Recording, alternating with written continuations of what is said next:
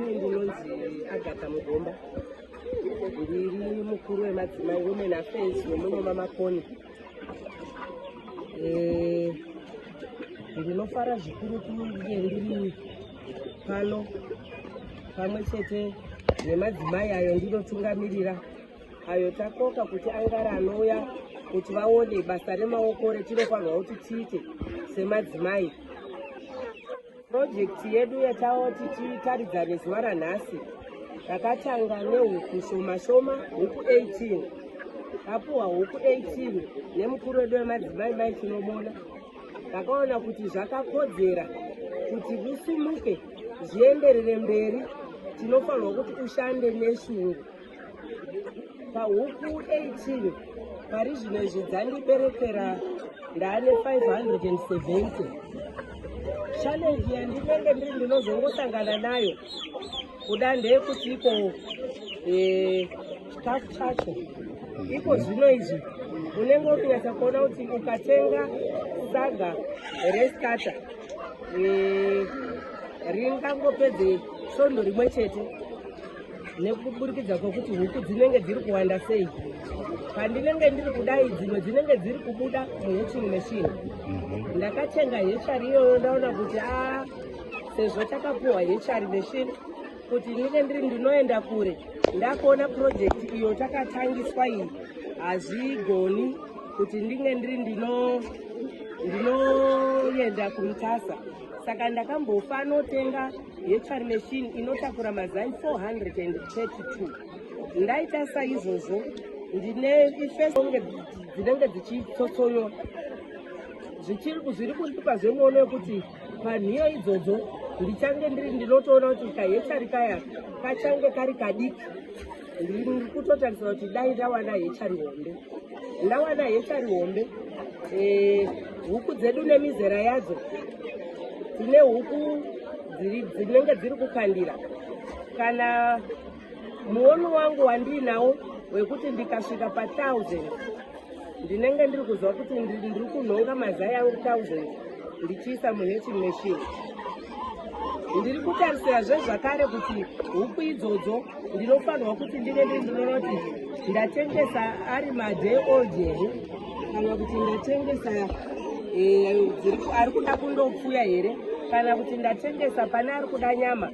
At the same time ndiri kutarisira zvakare kuti taane vakawanda wari kuita zvekubika. Taakukurudzirwa kuti ngatidyei chikafu chedu chechivanhu. Tikange tadya marodhirana edu, todya nyama yedu yembudzi, todya nyama yedu yetsuro, todya nyama yedu yematoki, tisingadyi maburera maningi.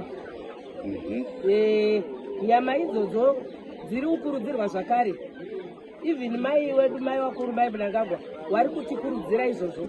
Neshungu ndokwakuona kuti aiwa tinofanirwa kuti titeedze gwara ratinenge tataurirwa, tishande zvinobuda, zvinooneka, zvinobatika. Ndosaka inini ndati uyai muone zvishoma zvatinazvo izvozvo. Project iyo takatangirwa namai wedu namai Chinomona. Saka time tichange tiri tinovhura danga redu, ndine chokwadi chokuti muri kuona mizera yakasiyana. Kamuzera kari panapa nekuda kweshungu ndaihechesa mazai Samuel. Ndokubva ndaona kuti ai the regai nditenge hatching machine yangu. Hatching machine yangu ndakamboti sekutanga inotakura mazai 432. Saka aka kabhechi aka ndakanga ndakaisa mazai 66. Ndisina kuziva kuti iko pakatemobita karimo pane zvekanorepota. Kubva ndazobvunzisisa zvikanzi aiwa mama izvo makaita idai madai. Naizvozvo incubator yakazara ine mazai. Idzi dzatombososodza dziri pano hedzino mumwe muzera uyu 432. Saka iko zvinezvi mutaura kuti huku dzangu dzine mizera yese. Chinangwa changu chiri chekuti iko ndikange ndaita huku dzangu dzakawanda, 1 ndichange ndiri ndinotsvaga mari yekuti ndibatsirikane nevana vangu. ndichange ndinosimudzirawo mamwe madzimai kuti waitewo shungu dzekuti kana uri pamusha unofanirwa kunge uine chii nechii. 3 chinangwa changu ndechekutiko chese tinge tiri tinoodawo kadhora rekuti tiise muhoro. Ndikange ndati paine ati atiri kuda mazai ndomutengesera, ati ndiri kuda the old chick ndomutengesera, ati ndiri kuda dzekuendesa kundodya sadza ndiri kumutengesera. Zvese izvo ati ndiri kuda kundotangawo business ndiri kumutengesera, zvekuti hazvingorambi zviri pamai mugomba chete. My name is Alfred Chapaya from the Agriculture Department, Rusabe District, Makoni District. We are here at Mai Mugomba's homestead. The whole idea is to look at the project that she is undertaking as a family. So we are here, as you can see, there are a number of indigenous chickens. In actual fact, mixed chickens. We have hens, we have chickens, we have turkeys, and so forth, and the cocks, as you can see. So we are here to learn from what Mai Mugomba is doing. We have a number of women from the ruling party ZANU-PF who have come to witness what can be done to improve one's livelihood. So as you can see, there are over 500 chickens that are in this run, and they are scattered all over, as you can see. But I think the whole idea is you can't go wrong with project in today's life. Project is the way to go. In other words, each one must make an effort to make sure that one has some projects that are being undertaken in this or a homestead, because it is a source of livelihood. So we are appealing to everyone that it's not a question of white collar jobs that it is, but undertaking projects like this one. This one is one of them. We have three or more, at least 3 projects that are running within this homestead.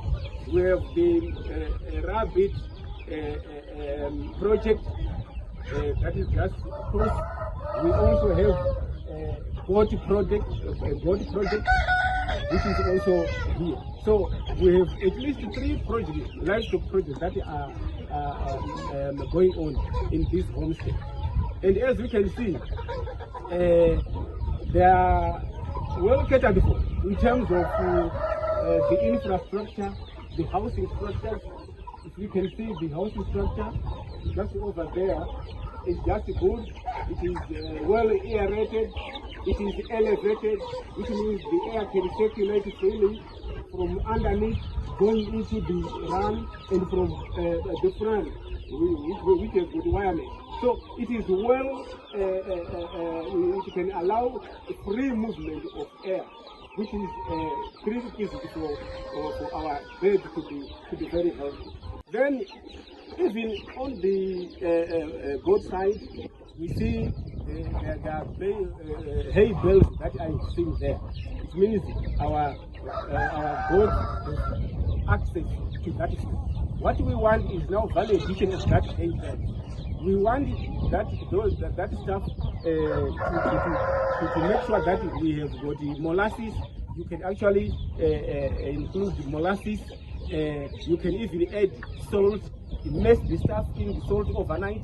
That straw will absorb moisture, and in the morning you dry that, and then you will give your goats. You must feed them when they are dry. So there are a number of things that we can do.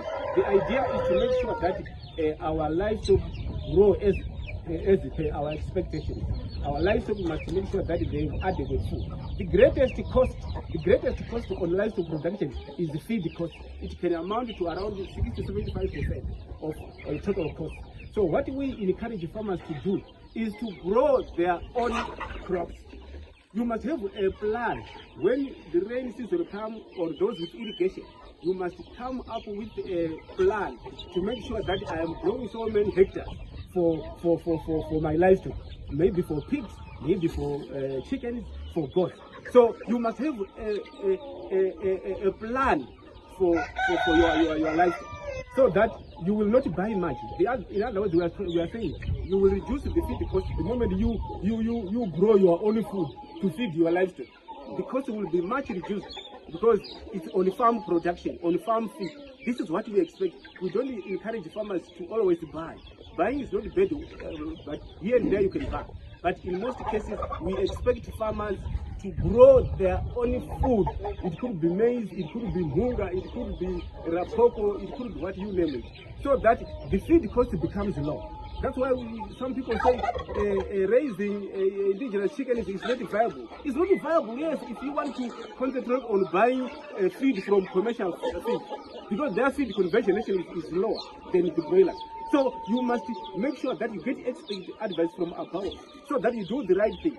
So this project becomes very viable if you grow your own crops. It will be much cheaper, and you have homemade feed, which you can always feed to your livestock.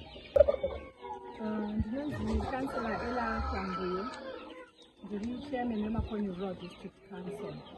Tauya pano pamusha pamai Mugomba vari Women Affairs District ino kuuya kuzoona maprojects avari kuita. Zvikuru sei huku dzavari kuchengeta muno mudistrict.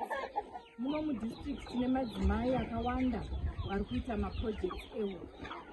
Tinoda kutenda President wenyika ino Comrade Emmerson Mnangagwa vakatiparurira chirongwa ichi kubudikidza nemukuru wemadzimai maNebo Chinomona. Vakaempower madzimai nokuvapa huku. Saka pano tauya kuzoona mabasa ari kubatwa namai Mugomba. Muno mudistrict tine madzimai akawanda vari kuchengeta huku. Huku dziri muno mudistrict dzinosvika close to 1 million maroad runners. Maroad runners akakosha. Ihuku dzisinganetse kuchengeta, ihuku dzatinongovhurira dzichinhonga dzichifura pasi. Saka huku idzi tinokwanisa kudzichengeta isu samadzimai. Madzimai vari kuchengeta huku idzi muno mudistrict vari kugadzirisa upenyu hwavo, vari kubatsira vana baba kuendesa vana kuzvikoro. Huku hadzinetse kutengesa, vanoda huku dzechibhoyi vakawanda. Vana mai vari kubata mabasa aya vari kuzvisimudzira muupenyu hwavo nemukugara kwavakaita munzvimbo dzavagere. Vana vakudyawo chikafu chakawanda, takudyawo nyama mumisha mazuva ese, takugona kuendesa vana vedu kuchikoro, takugara tine mari muhomwe semadzimai. Saka ndoda kutenda program iyoyi nokuti mudzimai wese ari muno muMakonye district tikasvika pamusha pake tinoona pane huku. Saka ndoda kuzvitenda izvozvo nekuti rugaro rwemacommunities hwasimudzirwa kubudikidza nemabasa emaoko.